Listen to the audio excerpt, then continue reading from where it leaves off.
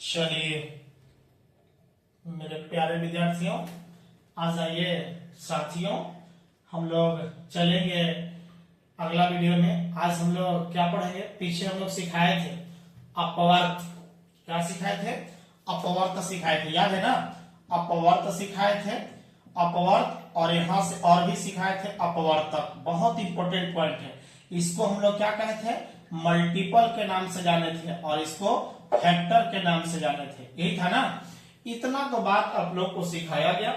अब यहां से सीखोगे समापवर्त। समापवर्त के नाम से एगो और एगो समापवर्तक, दो पार्ट यहां से सीखोगे। चलिए आज हम लोग सीखेंगे, याद कीजिएगा, सीख लीजिए बउआ, समापवर्त।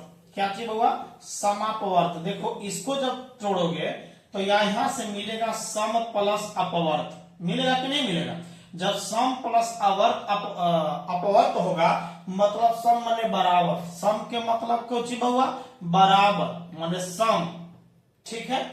और यहाँ अपवर्त माने मल्टीपल, यानी मल्टीपल हो जाएगा। चलिए ठीक है, आगे चलिएगा। समापवर्त कहते किसको है? यानी समान अपवर्त कहता है। चलिए आगे, यानी कहता है समापवर्त कि दो या दो से अधिक संख्या, दो गो संख्या लो चाहे दो गो से अधिक संख्या लीजिए, जिसका समान अपवर्त करिए। किसका कीजिए? समान अपवर्त का अपवर्त करेंगे तो उस संख्या का नाम है समान अपवर्त। समापवर्तक समापवर्त के नाम से जाना जाता है। तो वे संख्याएं, कौन संख्या हुआ? वे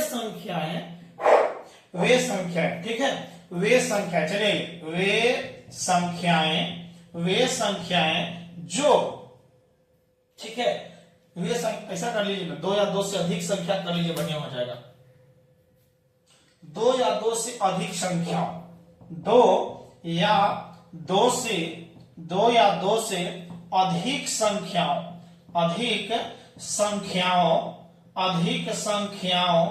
के, समझिएगा, अपवर्त में उभयनिष्ठ रहना चाहिए। उभयनिष्ठ मतलब शामिल, उभयनिष्ठ मतलब कौन चीज? वही कर रहा है, समान माने बराबर बड़ा होना चाहिए। यानी वे दो या दो से अधिक संख्याओं के उभयनिष्ठ, समझ लो बउआ, उभयनिष्ठ मतलब समझ लेना, कॉमन मतलब है कि जितना भी रहेगा ओकरा में शामिल रहना चाहिए। उभयनिष्ठ यानी कॉमन। उभयनिष्ठ अपवर्त को क्या कहोगे बउआ? यानी समापवर्त के नाम से जाना जाता है। अब हम आपसे एग्जाम्पल में पूछ लें, तो एग्जाम्पल में पूछ लेंगे तो क्या करोगे? 4 का पहले तो हम आपको पूछ ले बउआ समापवर्त। पहले समझिए, पहले नहीं, अपवर्त है।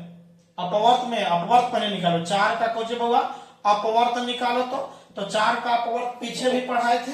4 माने मल्टीपल में 8, 12, 16, 20, 24, इसी तरह से आगे जाएगा कि नहीं जाएगा? बोलिएगा। जब ये आगे जाएगा तब आप कहां से आइएगा? अब 6 का भी ले लो, 6 का अपवर्त ले लीजिए। जब 6 का अपवर्त लोगे, तो बोलो 6 दूनी 12, 18, 24, 30, आगे जाएगा कि नहीं जाएगा? बोलो ना हुआ। जब इस चीज पर जाएगा तो आप अपने अंदाजा लगाइए। आप आगे और भी जा सकते हैं, इसको कोई दिक्कत नहीं है जहां पर। अब हम कहेंगे 4 और किसका है बउआ? 6। 4 और कितना है? 6 का कौची निकालोगे?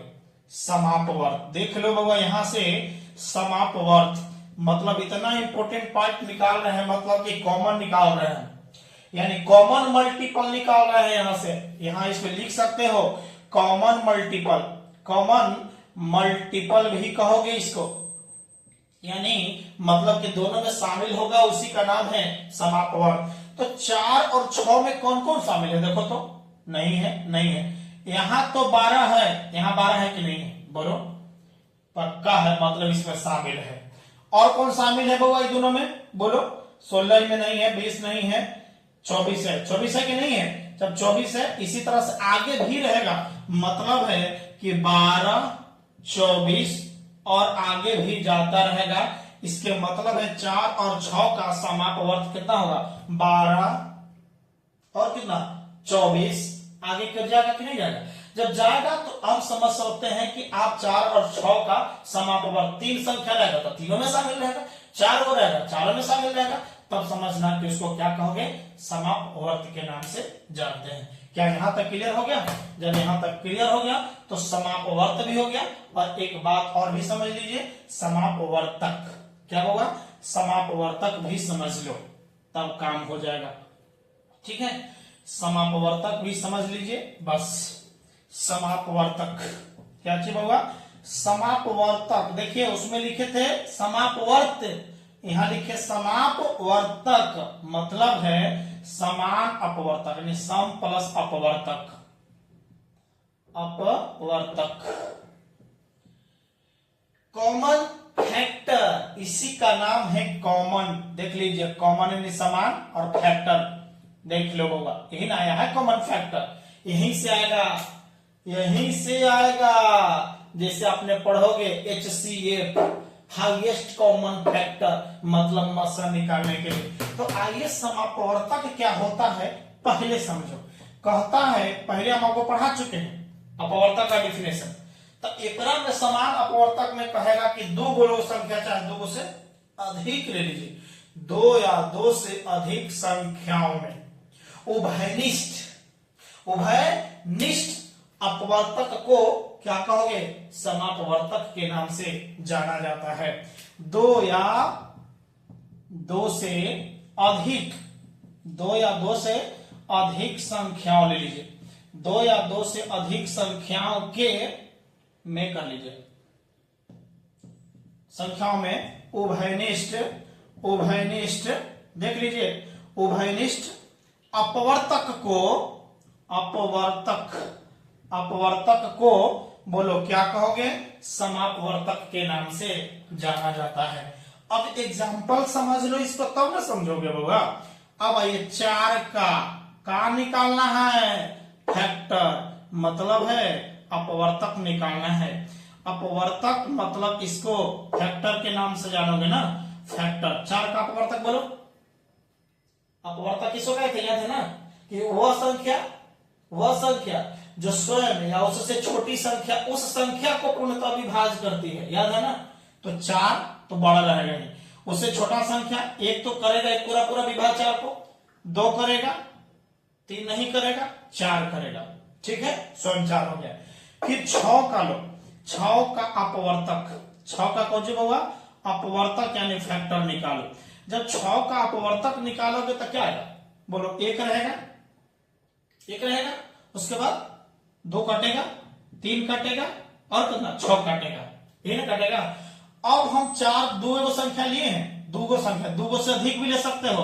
अब इसीलिए 4 एवं 6 का समापवर्तक, कुछ होगा, समापवर्तक निकालोगे तो क्या आएगा, 4 और 6 का समापवर्तक माने दोनों में देखो, उभयनिष्ठ माने शामिल, माने कॉमन, समझ लीजिएगा। कॉमन के मतलब शामिल होता है, समझिएगा कि शामिल होना चाहिए। तो दोनों में शामिल कौन कौन है, बोलो 1 है कि नहीं है, क्या 2 है कि नहीं है, और कोई है क्या, नहीं है।